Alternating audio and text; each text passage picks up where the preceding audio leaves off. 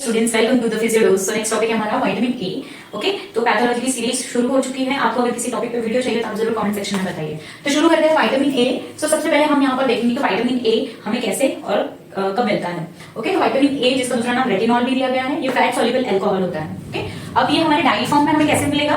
तो die form के दो सोर्सेज हैं हमारे पास, एक है रेटिनॉल और एक है कैरोटीनॉइड। ओके, तो रेटिनॉल जो है वो हमें एनिमल से मिलता है। तो बेसिकली आप रेटिनॉल ऐसे याद रख सकते हैं कि आर वाला जो पार्ट है that belongs to animal, C वाला जो पार्ट है that belongs to vegetables. Okay, तो वेजिटेरियन अगर आपको कोई फ्रेंड है, ओके, तो उसका नाम सी से कोई इमेजिन कर लीजिए। अगर आपका नॉन वेजिटेरियन कोई फ्रेंड है आर से, तो उस हिसाब से इमेजिन कर लीजिए। जैसे कि मेरा एक भाई है, चेतन नाम है उसका, बट ही इज वेजिटेरियन, तो मैंने उसका नाम सी से याद रखा था ऐसे। बट मेरा एक और कजिन भाई है, मतलब भाई का बेटा है, दैट इज रोहित, बट वो नॉन वेजिटेरियन है, तो उस हिसाब से मैंने आर को नॉन वेजिटेरियन से याद रखा था। तो बेसिकली आप ऐसे भी याद रख सकते हैं। तो रेटिनॉल में हम देखेंगे योग, जो एग योग होता है, बटर, मिल्क, फिश वगैरह इंक्लूडेड होती है। ओके, और कैरोटीनॉइड में हम देखेंगे सारे वेजिटेबल्स हैं, जैसे वेजिटेबल्स एंड फ्रूट्स से कैरेट है, पोटैटोस है, पंपकिन, मैंगो, स्पेनिश वगैरह इंक्लूडेड होते हैं।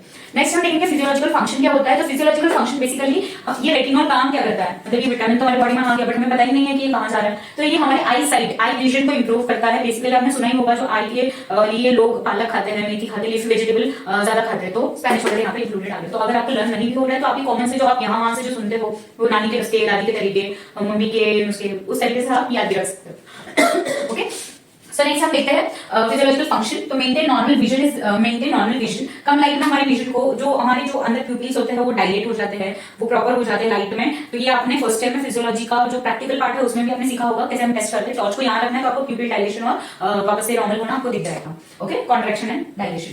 तो ये जो काम होता है ये विटामिन हमारा ये करता है। नेक्स्ट हम देखेंगे इसके दो पिगमेंट्स होते हैं रेटिनॉल के। तो रेटिनॉल जो है वो आगे जाकर टुकड़ों में रोडोप्सिन और कोन्स में डिवाइड हो जाता है। तो रोडोप्सिन हमें जो होता है हमारे डे विजन में हेल्प करता है देखने के लिए, बट कोन्स जो होते हैं वो वहां पे पूरे एब्सेंट होते हैं। एब्सेंट इन द सेंस उनका रोल एब्सेंट होता है, होते तो है वहां पे। और जब अंधेरे में हमें कोई चीज देखनी हो तो हमारा जो है कोन्स हेल्प करता है, वहां पे रोडोप्सिन जो है उसका रोल एब्सेंट होता है। तो सबसे पहले हम रोडोप्सिन को देखेंगे। ये लाइट सेंसिटिव होता है, मतलब ये ज्यादा लाइट, मतलब अगर कम लाइट हुई तो ये सेंसिटिव हो जाता है, और कोन में अगर लाइट ज्यादा हुई तो कोन सेंसिटिव हो जाता है। तो बेसिकली अगर ये लाइन आपको डिफिकल्ट आ रही है तो आप ऐसे याद रखिए, जो आर वाला पार्ट है, जो हमारा ये आर वाला फ्रेंड था नॉन वेजिटेरियन, ओके, तो ये नॉन वेजिटेरियन फ्रेंड है वो सिर्फ दिन में देख सकता है क्योंकि वो नॉन वेज खाता है। बट जो हमारा सी वाला जो फ्रेंड था कैरोटीनॉइड वाला, देखिए आप सेम है यहाँ पे। तो कैरोटीनॉइड वाला जो सी वाला फ्रेंड था हमारा, जैसे कि मैंने वहां पे दिया था, तो वो सिर्फ रात में देख सकता है। ठीक है, तो ये हमारे लिए दोनों सोर्सेज इंपॉर्टेंट होते हैं। बेसिकली यहाँ से हमें पता चला है।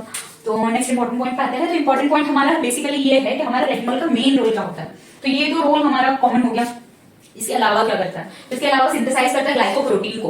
ओके, जो सेल मेम्ब्रेन में ग्लाइकोप्रोटीन होता है बेसिकली एपिथेलियम का, उसे तोड़ने के लिए, उसे सिंथेसाइज करने के लिए हेल्प में आता है रेटिनॉल। ओके, अभी तोड़ तो रहा है, बट कहां बेसिकली तोड़ रहा है? तो तोड़ रहा है म्यूकस सिक्रीशन के लिए, इसमें कोलिनर एपिथेलियम इन ग्लैंड्स। ओके, अब नेक्स्ट हम इसका रोल देखेंगे। हमारे बोन और कार्टिलेज की ग्रोथ के लिए भी इंपॉर्टेंट है, हमारी इम्यूनिटी भी बढ़ा है, एंटीऑक्सीडेंट प्रॉपर्टी भी है इसमें। तो क्या था बताना, दैट इज रेटिनॉल जो होता है वो हमारा कैसे फंक्शन करता है और इसका मेन और रोल क्या होता है, ये हमारे ब्लड में कैसे पाया जाएगा, इसको हम देखेंगे। तो रेटिनॉल जो होता है सबसे पहले लीवर सेल्स के पास जाता है और वहां पर कलेक्ट हो जाता है।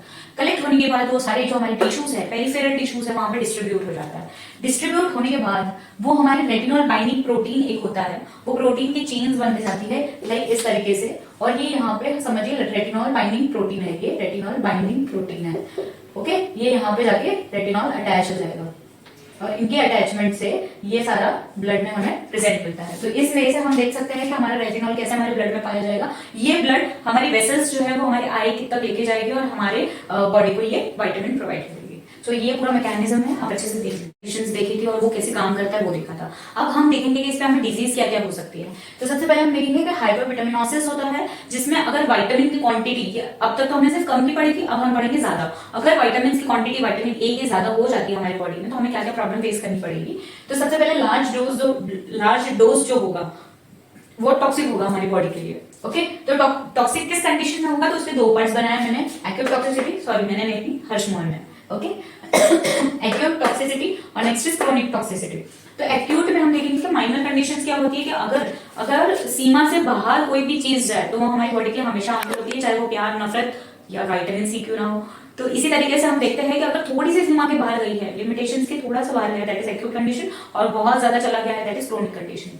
तो एक्यूट कंडीशन में सबसे पहले न्यूरोलॉजिकल डिसऑर्डर्स होंगे। अब आप इमेजिन करिए, आपने नॉर्मली देखा होगा कि जिनके आई साइट में प्रॉब्लम है उनका हेडेक कॉमन है। ओके अगर जिनको पता है कि उनको नया नया चश्मा लगा है और वो नहीं पहन रहे या फिर उन्होंने बनवाया नहीं है, आई चेकअप नहीं कर रहे, व्हाटएवर द कंडीशन इज, तो उस हिसाब से उनके हेड में पेन होना शुरू हो जाता है। या कहीं कहीं बार ऐसे होता है कि हेड पेन की वजह से उनकी आंखों में स्पेक्स लग गया। तो ये देखिए आप कितना कनेक्टेड है, तो बहुत पास में है। तो इसी तरीके से न्यूरोलॉजिकल कंडीशंस जो है ज्यादा अफेक्टेड होती है। तो इसमें मेन प्रॉब्लम होने के चांसेस है that is brain tumour.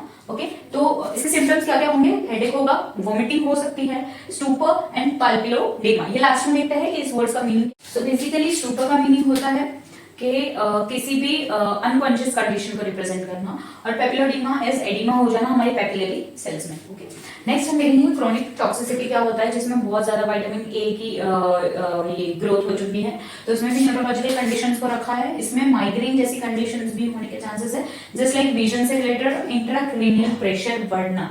Okay ये जब दो कंडीशन एक साथ होती है तो माइग्रेन हमेशा होता है। नेक्स्ट है स्केलेटल पेन, हमारे जोड़ों में दर्द, हड्डियों में पेन शुरू होना स्टार्ट हो जाएगा। Cutaneous involvement, skin related problem हो जाएगी। तो हमारे सोने से कॉर्नर ऑफ माउथ आपने ज्यादातर देखा होगा, यहाँ पे लोगों को प्रॉब्लम होना शुरू हो जाती है माउथ के कॉर्नर पे, लिप्स के कॉर्नर पे। ओके तो ये कंडीशन हो जाएगी। हेयर डैमेज होना शुरू हो जाएंगे। हेयर जो है आप देखते होंगे बहुत सारे प्रोडक्ट्स आते हैं, वेडिक्स वगैरह बहुत सारी चीजें प्रोडक्ट्स मिलती है हमारे मार्केट में, oil, shampoo, conditioner, whatever it is. तो वो सारी कंडीशन डैमेज होने के एक पीछे रीजन ये भी हो सकता है कि हमारे विटामिन में कमी हो, आप विटामिन की डाइट अच्छे से लीजिए तो शायद आपको वो प्रॉब्लम फेस ना करना पड़े। नेक्स्ट आता है हाइपर कैरोटिनोमा,